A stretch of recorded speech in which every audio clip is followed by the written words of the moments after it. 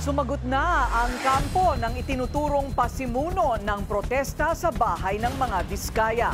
Hindi naman daw sila ng gulo kundi nagpahayag lang ng saloobin. Narito ang agenda report ni Pierre Pastor. Nagsumiti na ng counter-affidavit ang kampo ni Junila Castro sa Prosecutor's Office sa Pasig City. Kaugnay ito sa kasong isinampa sa kanya ng Pasig City Police na paglabag sa BP 880 o Anti-Illegal Public Assembly.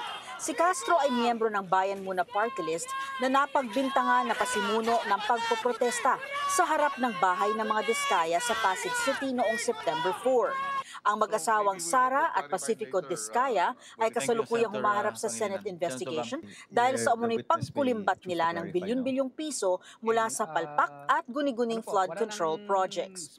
Ayon sa mga pulis, walang permit ang nasabing protesta na nagdulot daw ng kaguluhan sa naturang lugar.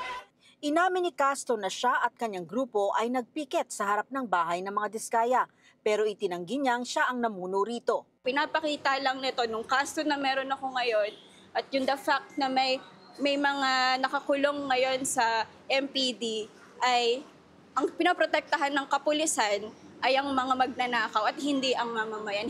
Giit ng abogado ni Castro, walang dahilan para siya'y maparusahan. Ang aming posisyon ay ito ay pag-exercise ng karapatan, yung freedom of expression, to peaceably assemble at yung redress of grievances. At sa tingin namin, hindi dapat pinipenalize ang ganitong klase ng pag-exercise ng karapatan. Ito na lang ang tanging naiiwan na karapatan ng mamamayan upang ilabas siya ang kanyang saloobin at kung ipepenalize mo pa, mapapatahimik ang mamamayan kahit anong klaseng paniniilang gagawin ng gobyerno. Natanggap ni Castro ang subpoena mula sa Prosecutor's Office noong September 18. Matapos maisumite ang counter-affidavit for resolution, hinihintay na lang ang desisyon ng prosecutor. Para sa agenda, Pierre Pastor, Bilyonaryo News Channel.